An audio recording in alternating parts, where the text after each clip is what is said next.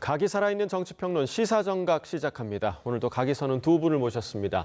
서영주 맥 정치사회연구소장, 윤희석 전 국민의힘 대변인 나오셨습니다. 어서 오십시오. 네.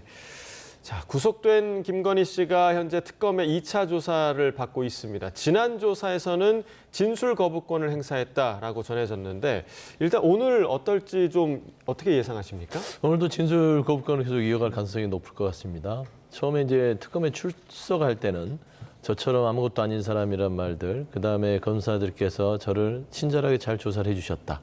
그리고 다른 건진법사 등등 본인에게 청탁을 했던 사람들은 힘없는 사람인 나에게 왜 전화했는지 모르겠다. 적극적인 방어에 나섰는데 그다음에 이제 그 구체적으로 수감된 뒤에 조사에 있어서는 그 당시 우리도 기억할 겁니다.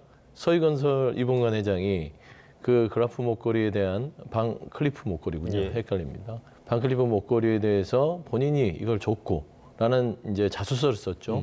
아마 그 충격이 굉장히 클 것 같아요. 그래서 본인이 확인을 못하는 어떤 여러 가지 진술들이 쏟아져 나올 수도 있다는 불안감 때문에 일단 오늘은 예를 들어서 집사였던 김혜성 씨, 그다음에 법사인 건진법사 전성배 씨, 이 두 사람의 진술을 대지를 하는데 일단은 지켜볼 것 같습니다. 이들이 어떻게 진술을 하는지를 보고 나서 향후에 대응하는 전략으로 갈 가능성이 크기 때문에 오늘도 진술 거부권을 행사할 가능성이 높다. 그렇게 보고 있습니다. 네, 관련자들의 진술 상황을 좀 지켜볼 것이다. 이렇게 좀 전망을 해주셨고 지금 건강 문제가 많이 나오고 있잖아요. 김건희 씨 같은 경우는 밥을 제대로 넘기지 못할 만큼 건강이 좋지 못하다. 그리고 윤 전 대통령 같은 경우는 계속 눈 얘기가 계속 나오고 있습니다. 안과 질환을 받았다고 하고요. 이렇게 동시에 구속된 부부가 동시에 또 아프다라고 했을 때 여론의 반응도 좀 궁금합니다.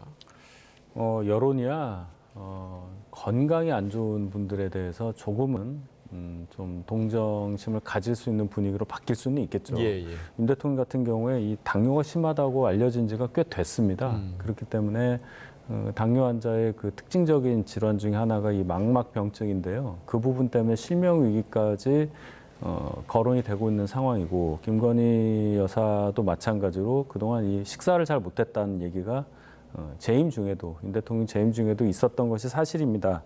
근데 이제 수사를 앞두고 건강을 이유로 해서 이 수사 과정이 차질을 빚어진다거나 이런 측면에서 보면 또 이게 핑계가 아니냐 이렇게 볼 수도 있는 거예요. 중요한 건 정확하게 의사의 진단에 따라서 모든 것이 절차대로 이루어지는 것이 중요하고 이것 때문에 또 정치적으로 뭔가 서로 논란이 빚어진다거나 하는 것은 국민 여러분들께서 바라지 않는 것이다 이렇게 보고 있습니다. 네, 자 오늘 그 같은 시각에 김건희 씨와 관련자들을 같이 소환을 했거든요. 그러니까 건진법사, 김혜성 씨, 조금 전에 이제 대질 얘기도 하셨지만 김건희 씨와의 대질 가능성도 좀 있을까요? 어떻게 보세요? 검찰은 아무래도 진술 거부권을 쓰는 김건희 씨에 대해서 대질 신문을 통해서 압박할 가능성이 크죠. 그다음에 김혜성 씨도 본인은 집사가 아니다. 제2의 최순실로 보지 말아달라. 그리고 누나와 그 동생 사이였고 연이 끊어졌다라고 얘기를 했어요. 그러면 그거는 대질 신문을 해야죠. 정말 연이 끊어진 부분이 있는 것인지. 건진법사로 불리는 전성배 씨도 마찬가지로 지금 통일교 부분뿐만 아니라 온갖 여러 가지 공천, 그다음에 선거 개입 부분들도 김건희 씨와 무관하지 않습니다. 그래서 저는 이런 부분에 있어서는 그 압박 수사의 일환으로 대질 신문을 진행할 것 같은데요. 앞서 윤석열 대변인도 말씀드렸지만 이 김건희 씨도 그렇고 윤석열 전 대통령도 그렇고 아프다는 핑계들이 지금 되고 있다고 국민들 볼 가능성이 높죠. 왜 그러냐면 도이치모터 주가 조작, 공천 개입, 통일교에서 목걸이를 받고 순방 가고 하는 여러 가지 왕성한 범죄 혐의를 할 때는 건강이 좋다가 왜 죄의 단죄를 받으려고 하면 갑자기 아픈지 모르겠어요. 그러니까 윤석열 전 대통령도 물론 당뇨가 있기 때문에 실명이라든지 여러 가지 아픔을 호소할 수 있으나 특검도 밝혔지 않습니까? 재수자들에 대해서는 그 병세가 악화되지 않도록 의료진들 그리고 치료를 받을 수 있도록 하고 있다라고 하기 때문에 이 두 부부가 사실상 이 특검의 이 수사를 시작하는 시점에서 아프다는 어떤 호소로 아마 국민의 어떤 여론 동정을 받기는 쉽지 않을 것이다. 그래서 오늘 이 대질신문 자체가 굉장히 핫한 뉴스가 될 수 있을 것 같아요. 건진법사 김혜성 씨. 근데 거기에는 이제 공통분모가 하나 있습니다. 김건희 씨 어머니인 최은순 씨가 있습니다. 그래서 저는 그런 부분까지 아마 나오는 조사가니까 좀 그렇게 생각합니다. 예. 그 건진법사 전성배 씨 같은 경우는 그 통일교회 대통령실에 대한 청탁을 주도한 인물로 알려져 있는데 이 통일교 교인들이 또 국민의힘에 조직적으로 가입했다 이런 의혹도 좀 계속해서 나오고 있잖아요. 예, 그래서 이제 특검에서 지난주에 저희 당에 대해서 당원 명부를 압수수색하려고 시도했던 예. 그런 일이 있었죠. 중요한 것은 정말로 통일교에서 뭐 몇 명이 된지는 모르지만 집단적으로 저희 당의 당원으로 가입을 시켜서 저희 당 내부의 선거에 영향을 미친다든지 아니면 또 뭐 총선이라든지 이런 또 큰 선거에 영향을 미치려고 했었던 것이냐, 그것 때문에 뭔가 정치적인 의사결정이 많이 뭐 왜곡이 됐느냐 이걸 확인해야 되는 건데 사실은 알 수 있는 방법이 그렇게 똑부러지게 있어 보이지는 않아요. 설령 당원 명부에 통일교 교인과 동일한 이름이 발견된다 하더라도 예. 이 사람이 통일교에서 집단적으로 넣은 사람인지 아닌지 여부부터 시작해서 또 이 사람이 자의에 의하지 않고 타의에 의해서 입당했는지 여부도 알 수가 없는 거고 또 더 나아가면 그렇게 입당한 것 자체가 그럼 어떤 범죄 혐의랑 연관이 되느냐 이런 것까지도 생각을 해볼 때 굉장히 애매한 상황이다. 물론 바람직하지 못하고 정치적으로 굉장히 논란이 될 만한 일이긴 하지만 이걸 법적으로 단죄하는 데 있어서는 장애물이 상당히 많다. 그런 가운데 당원 명부를 압수수색한다고 특검이 시도를 하는 상황이기 때문에 저희 당에서 강력하게 이 시도에 대해서 반발하고 있는 것이다. 이 정도로 해석합니다. 네, 말씀해 주신 대로 지난주에 한 차례 그 압수수색 시도가 있었고 또 오늘 내일 중에 또다시 당사 압수수색 가능성도 지금 제기되고 있는데 이와 관련해서 송원석 비대위원장이 오늘 아침에 했던 이야기를 잠깐 들어보겠습니다. 오늘이 될지 내일이 될지 알 수는 없지만 특검이 또다시 압수수색 영장을 들고 이곳 중앙당사로 들이닥칠 것으로 예상되고 있습니다. 국민의힘 당원 전체를 잠재적 범죄자로 취급하는 반인권적 야당 탄압 압수수색에는 일절 협조할 수 없다는 점을 분명히 밝힙니다.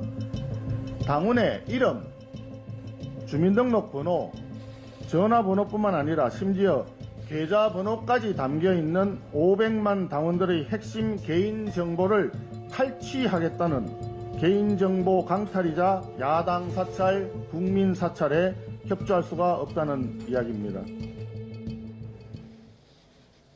자, 지금 보신 것처럼 국민의힘에서는 상당히 반발하고 있는 상황이고 방금 전에 윤 전 대변인께서 말씀해 주신 것처럼 이 당원 명부와 범죄의 연결고리를 찾을 수 없지 않겠느냐라고 이야기를 하셨는데 이 부분 좀 어떻게 보십니까? 그냥 담백하게 생각하면 될 것 같습니다. 이게 그 당원 명부, 국민의힘의 당원 명부를 특검에서 요구하는 것들은 정당한 절차에 따라서 법원에서 압수수색 영장을 발부받았죠. 예. 그러면 법원에서도 이 당원 명부가 이 수사에 필요하다고 생각이 되니까 그 당원 명부를 압수해라라고 적시했을 가능성이 높지 않겠습니까?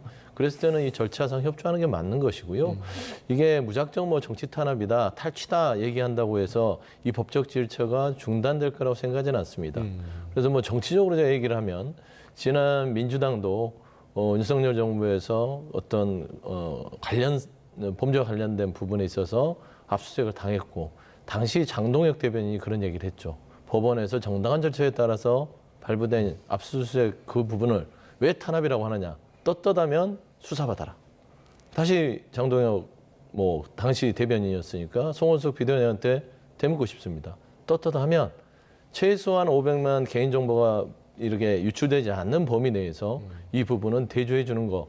그게 떳떳한 어떤 그 소명 절차 아니겠습니까? 저는 사실 이렇게 자꾸 이 법원의 정당한 절차에 따라서 버티지 말고 사실 이게 이 통일교 이 신도들을 이 정말 본인들이 얘기하는 소중한 당원들의 명부에 오염시킨 사람이 누군지를 다시 한번 그 안에서 돌이켜보는 게 먼저가 아닐까. 저는 그런 말씀 좀 드리고 싶습니다. 네, 확실히 이제 정치권의 이야기는 좀 돌고 돈다 이런 생각이 다시 한번 들게 되는 시점이기도 한데 지금 민주당 내에서는 특검의 수사 연장 카드도 지금 만지작거리는 것 같더라고요. 그러니까 지금 특검 출범한 지 한 2달 정도가 지나고 있는 시점인데 아직은 좀 기간이 남아 있는데 민주당에서 벌써부터 이런 생각을 하는 이유가 좀 어디에 있다고 보십니까? 특검이 계속 진행되면 될수록 전국 주도권은 계속 민주당이 가져갈 수 있다. 이런 판단 때문이라고 저는 생각합니다. 물론 특검 기간이 정해져 있기 때문에 예. 그 사이에 이 방대한 수사를 다 끝낼 수 있느냐 없느냐 이런 실질적인 측면을 보는 것도 있다고 봅니다만은 저희 입장에서는 이 특검 3개가 지금 운영되고 있는데 모두 다 전 정권 저희 쪽을 향해서 칼날을 겨누고 있는 거 아닙니까? 근데 이게 연장이 된다 하더라도 합당한 이유 없이 정치적 이유만으로 연장되기 위한 밑작업을 지금부터 하고 있다는 것에 대해서는 대단히 부적절하다고 지적할 수밖에 없는 거죠. 이제 특검 시작된 지 2달 정도밖에 안 됐고 정말 수사가 어느 정도까지 될지 특검에 계신 분들조차 잘 모를 텐데 정치권에서 벌써부터 이거 연장해야 된다 뭐 이런 얘기 하는 것 자체가 정치적인 의도를 깔지 않고서는 할 수 없는 일이기 때문에 설령 그런 마음을 먹고 있더라도 지금 이 시점에 이런 얘기하는 것이 얼마나 부적절한 것이냐 다시 한번 지적하지 않을 수가 없습니다. 네, 정치적 의도다라고 비판을 해주셨고 네. 심지어 이제 내년 지방선거까지 지금 끌고 가려는 거 아니냐라는 얘기도 나오고 있거든요. 굳이 특검을 지방선거까지 끌고 가지 않아도 정치적으로 분리할 게 민주당 하나도 없다. 사실 12월에 특검이 다 발표가 되고 거기에 대한 결과치가 나오면 지방선거는 사실상 국민들이 국민의힘과 지난 윤석열 정부를 옹호하는 세력들에게 손을 들어줄 리가 없을 것 같아요. 그래서 이 특검 자체를 굳이 거기까지 끌고 가는 거는 또 이재명 정부에서도 특검을 계속 끌고 가는 것도 지쳐요. 그래서 빨리 하고 빨리 끝낸 다음에 좀 새로운 이재명 정부의 그림을 보여주는 것들이 훨씬 더 도움이 될 거라고 판단되지만 예. 사실 현실적으로 윤석열 전 대통령이 저렇게 재판도 거부하고 특검에 대해서 거의 속옷으로 저항하고 뭐 따지고 보면 몸부림을 치고 이런 상황이기 때문에 특검 연장이 불가피한 부분도 아마 논의되는 것 같고요. 예. 가장 큰 거는 김건희 씨입니다.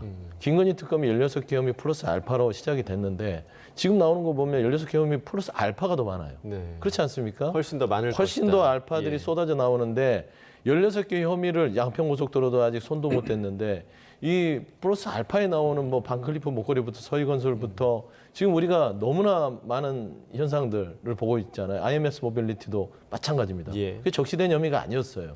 그러면 이렇게 많은 온갖 비리들이 쏟아지는데 12월 말일까지만 버티면 된다라는 김건희 씨 측의 어떤 전략에 끌려갈 필요가 있겠느냐. 그래서 특검은 특검대로 수사를 기한 내에 마치고 새로운 특검을 통해서 김건희 씨에 대한 어떤 수사가 필요성이 있다면 해야 된다. 저는 그런 말씀을 드리고 안 되면 50 청문회처럼 김건희 씨 청문회를 한번 해야 될 상황까지 오지도 않을까 그런 생각이 듭니다. 네.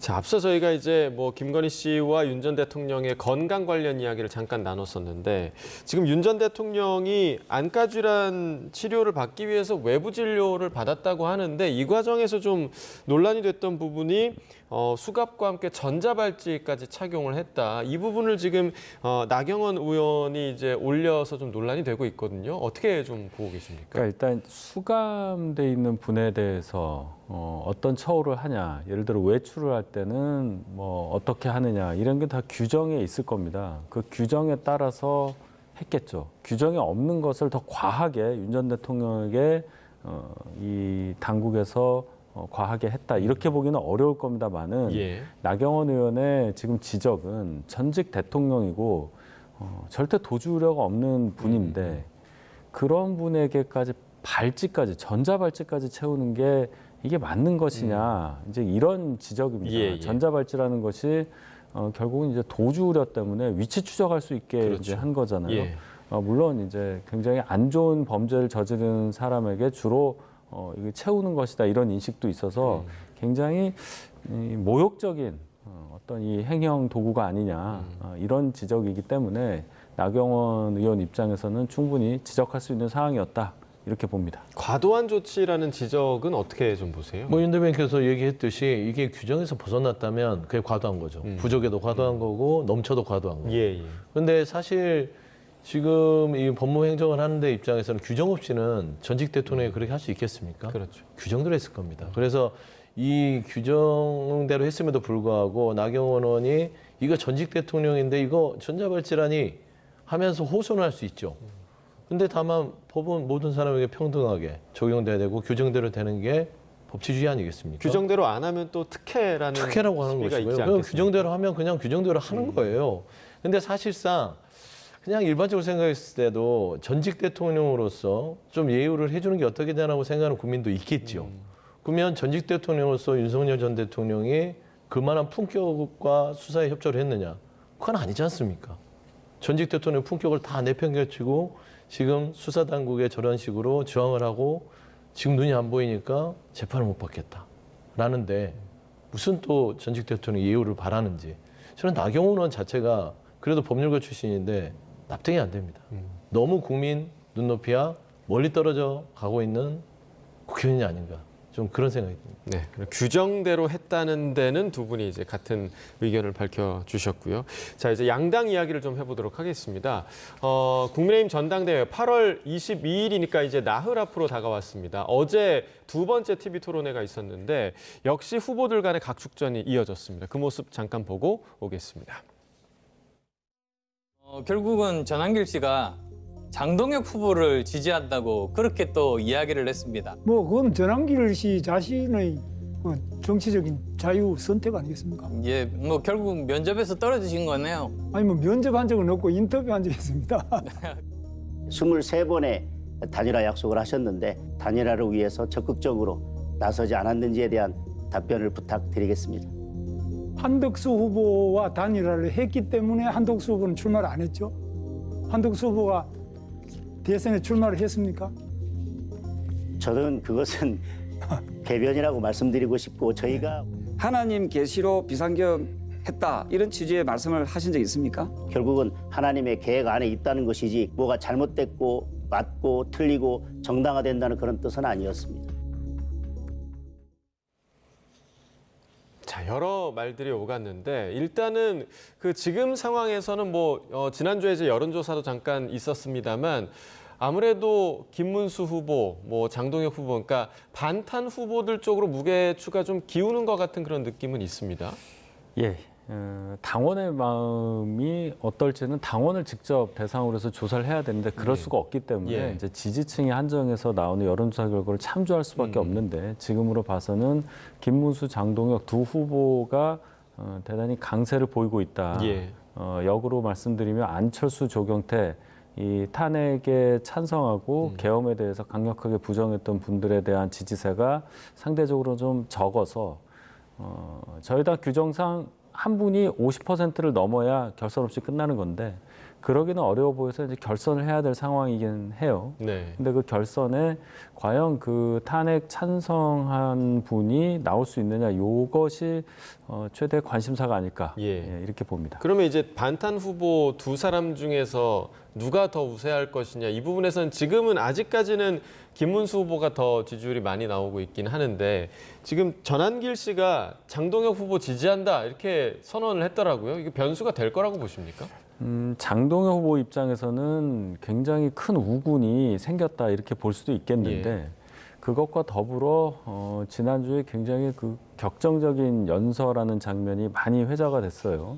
그 영상을 많이 보셨을 텐데 오히려 저는 선거 전략상으로는 그렇게 좋지 않은 상황이었다고 봅니다. 일단 지지세의 강도는 세졌을지언정 지지세가 넓어지는 데 있어서는 그러한 표현 방식이라든지 또 전환길이라는 그 변수가 과연 도움이 되겠느냐라는 걸 생각해 볼 때 결선에 진출한다 하더라도 그런 김문수 후보와 같이 결선에서 붙는다고 볼 때 과연 김문수, 장동혁을 둘 다 찍지 않았던 분들이 결선에서 그럼 누구를 선택할 거냐. 이 지점까지 생각해 봐야 할 그런 문제라고 생각합니다. 예. 그래서 이제 지금 뭐 반탄파가 지금 우세한 그런 상황이기 때문에 지금 나머지 지금 조경태 후보와 안철수 후보가 단일화를 할 것인가 이 부분에 좀 관심이 쏠리는데 안철수 후보가 상당히 좀 미적지근한 반응을 계속 보이더라고요. 그러니까 전체 판세를 보면 언론에서 분석한 이 추이가 일강 일중 이약. 그러니까 반탄파라고 해야 되나요? 반탄의 이제 후보 그룹이 일강 일중을 하고 있고 찬탄파 쪽이 이약으로 분류가 되고 있더라고요. 근데 이런 상황에서 안철수 후보가 또 단일화? 그러니까 정치 인생 자체가 단일화라는 부분들은 안철수 의원에게는 굉장히 치명적일 수도 있어요. 뭔가 단일화를 통해서 본인이 이번 판에 판세를 흔들만 하겠다면 승부를 걸어볼 만 하겠으나 그냥 단일화만 해놓고 정치적 부담을 느끼고 그냥 실익도 없다. 그러니까 시큰둥하는 거죠. 그래서 저는 그런 의미에서는 단일화는 없을 가능성이 높고 저는 국민의힘의 전당대회를 보면서 참 이게 희망이 없을 수도 있겠구나. 정당이 민주적 기본 질서 안에서 치러져야 되는데 민주적 기본 질서라는 헌법의 바깥 테두리에서 주장하는 사람들이 지금 국민의힘의 전당대회를 흔들고 있고 심지어 그런 주장을 하는 전환기 씨를 선생으로 추앙하고 그다음에 당 지도부조차도 전환기 씨에게 눈치를 보면서 제 개인적으로는 경고 조치밖에 못하는 상황이라면 지금 국민의힘은 사실 나락으로 떨어지는 게 아닌가. 공당으로서의 존립을 스스로 무너뜨리고 그 안에서 스스로 권력 쟁투 속에서 정당의 이 의미를 다시 세우려는 혁신은 사라지지 않았냐는 점에서 저는 사실 단일화를 하든 단일화를 하지 않든 전당대회, 국민의힘의 전당대회가 그래도 옆집에서 같이 정치하는 입장에서는 조금 불편한 그런 광경들을 많이 목도하고 있다라고 지적할 수밖에 없습니다. 자, 이러한 국민의힘의 상황을 바라보고 있는 개혁신당의 이준석 대표, 개혁 세력과 연대가 가능하다 이런 말을 하기도 했는데 이 말을 두고도 다양한 해석이 나오고 있습니다. 오늘 아침 천하람 개혁신당 원내대표의 발언을 들어보겠습니다. 아니 이준석 대표가 보니까 국민의힘은 심리적 분당 상태다. 개혁 세력과는 연대 가능하다. 뭐 이렇게 얘기했거든요. 근데 이게 연대의 의미가 뭐예요? 그러니까 저는 좀 폭넓게 봅니다. 예컨대 조금 개혁적인 성향의 목소리를 내시려는 분들이랑은 저희가 메시지를 같이 낼 수도 있는 거고 정책적 연대도 할 수 있는 거고요. 그리고 뭐 만약에 그분들께서 조금 더 국민의힘이라는 틀을 벗어나서 활동을 하시고 싶다라고 하면 또 그런 부분들에 있어서 뭐 이야기해볼 수 있는 거죠. 정치인이라는 거는 실제 결단을 내리고 뭐 쉽게 얘기하면 뭐 도장 찍어야 하는 거기 때문에 저희로서는 뭐 대화의 문을 닫아두지는 않겠다. 잘 또 소통하면서 지내겠다. 그런 정도의 의미입니다. 사실 어제 그 TV 토론회에서 반탄파 후보들이 국민의힘이 가장 경계해야 될 것은이라는 질문에 내부 분열이라고 답변을 했는데 지금 이런 분위기라면 정말 국민의힘이 전당대회 이후에 분당이 되는 거 아니냐 이런 우려도 있거든요. 아마 그 우려를 의식한 개혁신당 측의 대응이 아닐까 생각하는데요. 일단 개혁신당에 계신 분들 입장에서는 정치적인 돌파구를 찾아야 하기 때문에 저희 당에서 그래도 본인들하고 생각이 좀 비슷한 분들과 같이 연대하는 모습을 보임으로써 정치적인 무게감을 늘리려고 하는 그런 생각을 피력한 거라고 봅니다. 근데 중요한 건 물리적으로 저희가 뭔가 세력이 분화가 돼서 정말로 개혁신당과 밖에서 뭔가를 같이 하는 그런 상황까지 가야 되는 건데 지금 상황에서 새 지도부가 어떤 분이 당대표가 되면서 출범할지 모르기 때문에 섣부른 진단이라고 생각하고 설령 김문수 또는 뭐 장동혁 후보 같은 탄핵에 반대했던 분이 지도부를 이룬다 하더라도 당의 생각이 좀 다른 분들이 과연 그럼 밖으로 나갈 거냐. 그거는 그 지도부조차 원치 않는 것이라고 저는 생각해요. 당이 조금이라도 더 정치적 영향력을 발휘하기 위해서 한 분이라도 더 끌어모아야 하는 시점에서 아예 지도부가 된 다음에 누굴 나가라 뭐 그렇게 주장하는 분도 있긴 있지만 실제 그렇게 될 가능성은 상당히 적다. 그렇게 되기 위해서는 더 결정적인 정치적 변혁 수준의 일들이 계속 이어져야 하는데 지금 상태에서는 그렇게 예상하기가 어렵기 때문에 지금 천하람 의원의 말씀은 조금 더 앞서 나간 또 개혁신당의 입장만 강조한 일방적인 생각이라고 저는 봅니다. 네, 너무 앞서 나갔다라고 얘기를 해주셨지만 정말 그냥 만약을 우리가 생각해 볼 수 있는 거 아니겠습니까? 그러니까 개혁신당과 국민의힘 찬탄파가 만약에 이후에 손을 잡는다면 민주당에는 또 어떤 영향이 좀 있을까요? 민주당의 입장 자체는 사실 국민의힘이 그렇게 분당을 통해서 분화가 된다면 또 뭐 협력 파트너가 달라질 수 있죠. 사실 지금 정청래 대표가 송원석 비대위원장인 국민의힘 대표와 예. 손도 안 잡겠다. 예. 냉랭한 것은 지금 현재 전당대회에서 주장하고 있는 반헌법적 주장들에 기인한 거라고 볼 수 있죠. 근데 그럼에도 불구하고 그 안에서 찬탄파라든지 보수 대통합을 통해서 이준석, 또 홍준표 전 대구시장 등등 예. 그렇게 해서 새로운 어떤 보수의 집단이 생겨난다면 다당제 형식의 어떤 협치 체제로서 보수가 강할 수도 있고요, 약할 수도 있고요, 합리적일 수도 있어요. 하지만 극우는 아니죠. 보통 강한 보수보다 더 강해져라고 주장하는 바가 이제 극우라고 우리가 통상 정치적으로 표현을 하는데 지금 현재 국민의힘은 전환길 씨를 주축으로 해서 그런 주장들이 거의 일반화되는 현상을 보이고 있습니다. 예. 그러면 이 국민의힘의 대상 자체가 협치 대상으로 보기 힘들기 때문에 저는 이준석 의원이 그런 부분들을 노리고 일단은 밑자락을 깐 게 아닌가. 그래서 저는 새로운 지도부가 반탄파로 채워진다면 사실 그 안에서 한 집 살림을 하기는 쉽지 않을 것 같아서 저는 보수 대통합도 우리가 뭐 시기상조라고 하기에는 정치는 상상이기도 하고 예. 상상이 현실이 되기 때문에 일단은 좀 추이를 지켜볼 만한 그런 사안이 아닐까 생각됩니다. 알겠습니다. 자, 지금 말씀해 주신 대로 정청래 대표, 민주당 정청래 대표는 선출된 날 공언한 대로 지금 계속해서 국민의힘과 대화를 나누지 않고 있는 그런 상황인데 오늘 김대중 전 대통령 서거 16주기 추모식에 여야 대표가 또 총출동을 했는데요. 이 자리에서는 어떤 모습을 보였을지 관련 영상 함께 보시고 이야기 이어나가겠습니다.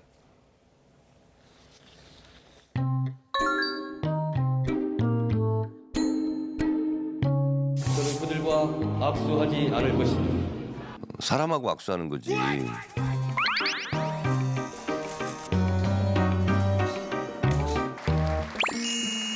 수요를 마치겠습니다. 나라를 위해 싸우는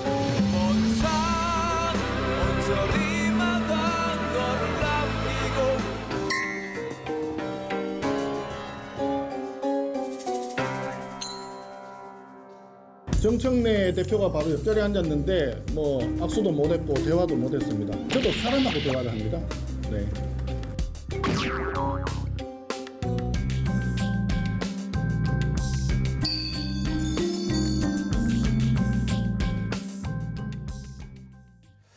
자, 지난 그 광복절 경축식에 이어서 오늘 그 김대중 전 대통령 서거 16주기 추모식에서도 전혀 서로를 바라보지 않았습니다. 마치 정말 크게 싸운 친구 두 사람이 서로 등지고 앉아 있는 그런 모습이었는데 각각 어떤 마음을 갖고 있을지가 좀 궁금해요. 참 저럴 때는 자리라도 좀 떨어뜨려야 되는데 떨어뜨릴 수 없는 예. 1당 2당의 당대표이기 때문에 저런 장면을 자꾸 연출하니까 참 볼성 사납죠. 정청래 대표야 본인이 공언했던 대로 특히 강성 지지층들에게 약속한 거를 그대로 실천하는 거라고 보면 되겠습니다. 너무 센 단어로 그것을 표현했기 때문에 아마 눈길이라도 주면은 또 그 지지층이 약속 안 지켰다고 할 거예요. 송원석 대표 입장에서도 송원석 비대위원장 입장에서도 굉장히 당황스럽겠죠.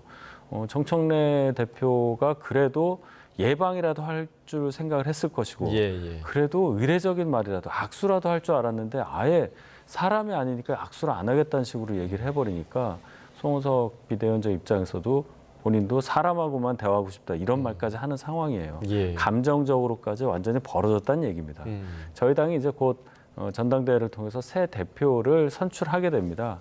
과연 새 대표가 선출돼서 새 지도부가 구성됐을 때도 정청래 대표가 똑같이 지금처럼 할지 거기에 대해서는 좀 지켜봐야 한다. 아마 저희 당에서 새 대표가 선출이 되면 그때는 저런 태도를 좀 거두지 않을까 그런 생각은 듭니다. 근데 또 한편으로는 걱정되는 게 새 대표 지금 가능성이 높은 당대표 후보들이 또 반탄파 후보들이란 말이죠. 그러면 지금보다 오히려 더 심해지지 않을까 이런 우려도 생기는데요.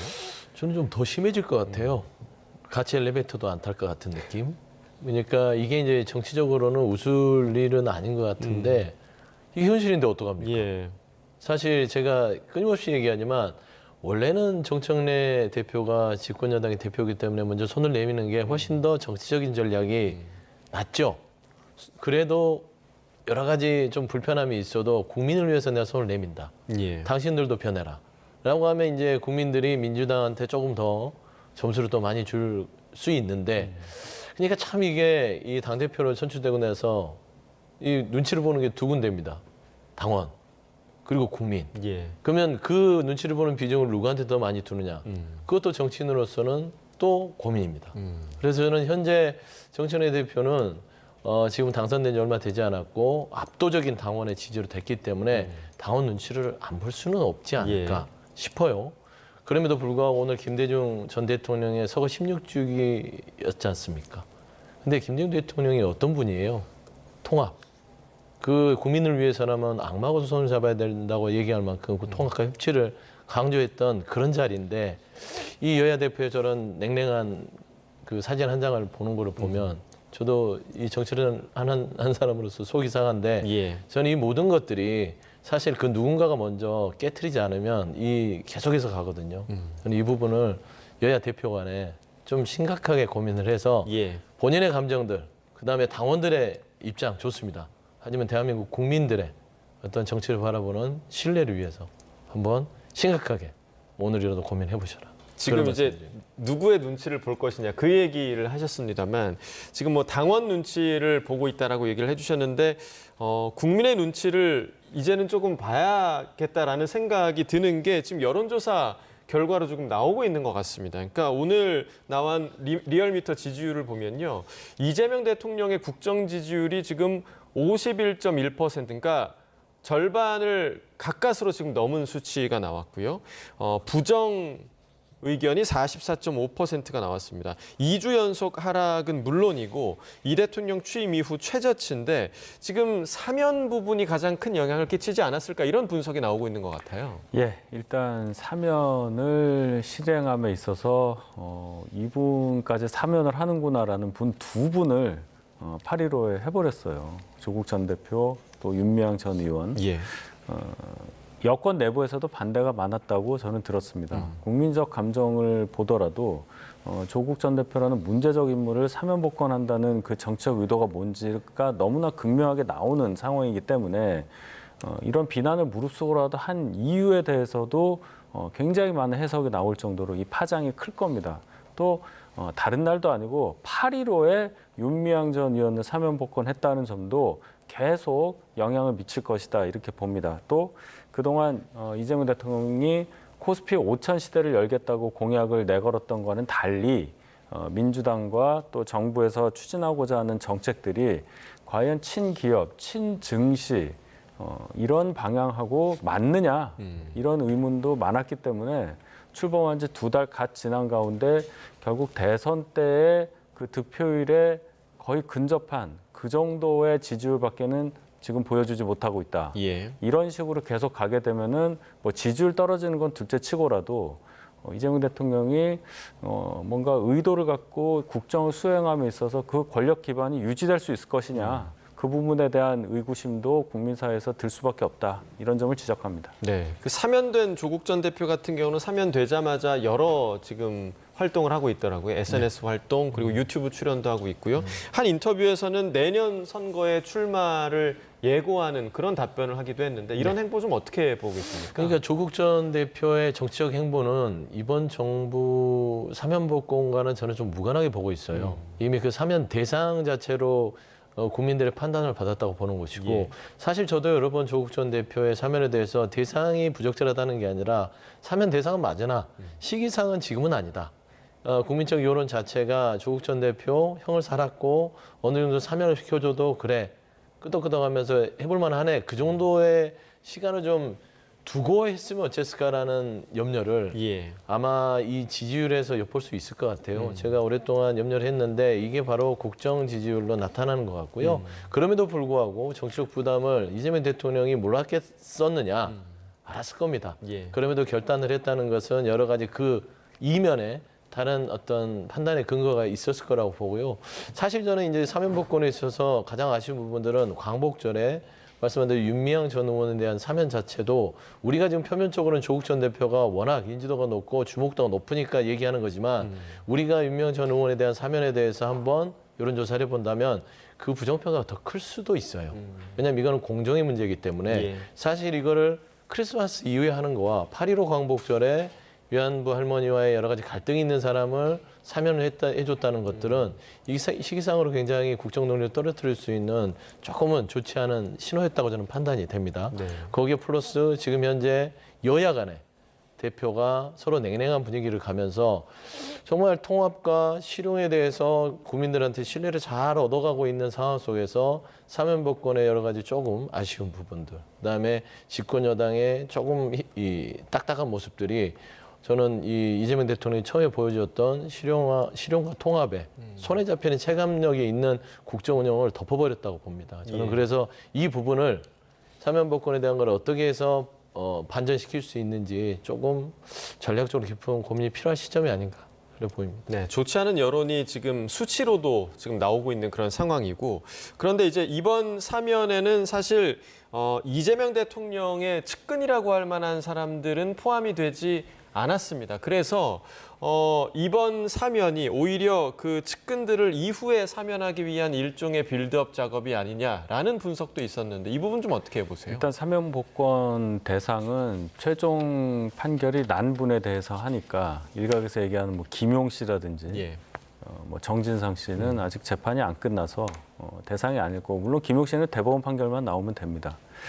제일 관심 있는 것은 이제 이화영 전 부지사 예. 관련한 얘기겠죠. 이화영 전 부지사에 대해서 왜 관심이 가느냐 하는 것은 뭐 다 아실 겁니다. 이재명 대통령이 경기지사였던 시절에 부지사를 했었던 이화영 전 부지사가 대북 송금 관련한 사건으로 결국 7년 8개월의 형을 받고 지금 복역 중이잖아요. 그런데 지사와 부지사의 관계를 생각한다면 이화영 부지사가 7년 8개월 받은 그 형의 내용, 그 범죄 혐의에 이재명 대통령도 당시 지사니까 직간접적으로 연관되지 않았느냐 이런 의혹이 있는 거잖아요. 재판은 중단이 됐습니다. 그러면 이화영 전 부지사 입장에서는 빨리 나를 사면복권 시켜달라고 요구를 하고 있을 텐데, 어떻게 보면 이화영의 입을 막아야 이재명 대통령이 사법적으로 안전하다 이런 또 생각도 할 수 있는 거예요. 그래서 이화영에게 선물 같은 사면복권을 해주기 위한 작업으로 조국 윤명 이런 무리한 사면복권을 했다 이런 이제 해석이 있는 거죠. 예. 과연 이재명 대통령이 뭐 시기는 둘째치고요. 이화영 전 부지사를 정말 사면복권 시킬 것이냐 하는 부분에서 저는 대단히 회의적으로 봅니다. 그 자체로 이거는 국민들께 메가톤급 충격을 줄 거예요. 오히려 이화영과 내가 관련돼 있다라는 것을 드러내는 그런 행위가 될 것입니다. 그래서 한간에서 얘기하는 이러한 이화영 전 부지사에 대한 사면복권 가능성에 대해서는 정치적으로 우려하는 분들은 충분히 있을 수가 있어요. 조국 윤미향에 대한 사면복권이 그만큼 과감했기 때문에. 예. 그런데 실제적으로 이것이 될 것이냐, 거기에 대해서 저는 개인적으로는 대단히 부정적으로 봅니다. 그렇게 하면 안 된다는 뜻이기도 합니다. 예. 이 부분에 대한 분석에 대해서는 좀 소장님 어떻게 보시나요? 이게 좀 많이 나간 것 같아요. 8.15 사면과 이화영 전 부지사의 사면까지 연결시키는 것은 너무 앞으로 어떻게 이 전국이 흘러갈지 모르는 상황에서 그런 포석까지 해가면서 지금 사면을 했다. 저는 그렇게 생각하지 않고요. 사실 송영길, 정진상, 김용 이 세 분에 대해서는 사면의 필요성이 있을 거라고 봅니다. 사실 좀 과도한 정치적인 그 수사가 있었고, 김용, 정진상 두 사람은 사실 이재명 전 대표, 지금은 예. 대통령이지만 전 대표 시절에 인연이 있다는 이유만으로 여러 가지로 조금 정치적인 수사를 받은 건 사실인 것 같아요. 그러면 사면 대상을 검토할 수 있고, 송영길 전 대표도 돈봉투 사건이라는 전당대회, 당내 전당대회에서 예. 사건이었으나 사실 별건으로 지금 수감 생활을 하고 재판을 받고 있거든요. 돈봉투 사건 무혐의가 됐기 때문에 가장 정치적으로 억울한 사람이 송영길 전 대표일 수 있다. 그러면 세 사람에 대해서는 사면의 어떤 심사 대상은 되나? 저는 이화영 전 부지사는 여기에 끼어서는 안 된다고 개인적으로 생각합니다. 왜냐하면 나머지 사람들 정치 사면을 해주려면 이화영 전 부지사가 들어가면 3명을 해줄 논고와 명분이 생기지 않습니다. 사실 뭐 쌍방울 대북송금이라는 관련성이 있으나 전체 이화영 전 부지사의 혐의를 봤을 때는 다른 건이 있잖아요. 쌍방울에게 개인적으로 여러 가지 금전적인 대가라든지 법인카드라든지 뇌물 혐의가 있기 때문에 이거를 사실상 조그마한 쌍방울 대북송금의 관련성 때문에 그것까지 다 털어준다. 말씀한 대로 불필요한 오해를 살 수 있다. 예. 저는 점에서는 이화영 전 부지사는 사면 대상에서 넣는 게 적절한지에 대해서 저는 부적절하다고 봅니다. 다만 송영길, 정진상, 김용 이런 분들에 있어서는 뭐 검토는 해볼 수 있다. 저는 그런 생각입니다. 알겠습니다. 자, 여기까지 두 분 말씀 듣도록 하겠습니다. 서영주 맥 정치사회연구소장, 윤희석 전 국민의힘 대변인과 이야기 나눠봤습니다. 고맙습니다.